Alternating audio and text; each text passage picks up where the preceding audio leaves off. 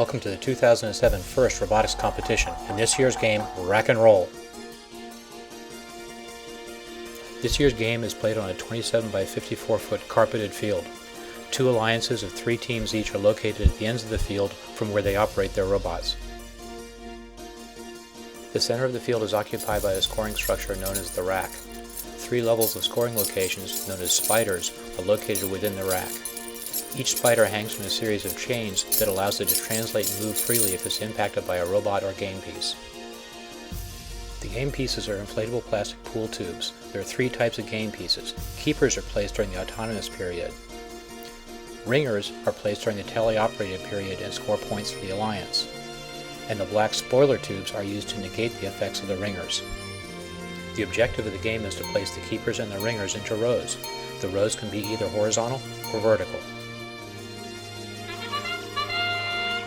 The match starts with a 15-second autonomous period.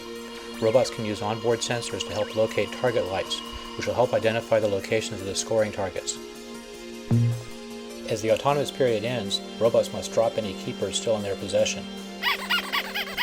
The human operators then step forward and take control of the robots. Robots return to their home zone to retrieve ringers from the human players. The ringers have been strategically placed on the rack. Alternately, robots can drive to the far end of the field to retrieve ringers that are waiting in the opponent's home zone. In either case, the robots attempt to make as many rows as possible. Here we see a red robot placing a ringer, completing a vertical row of 3 and a horizontal row of 2.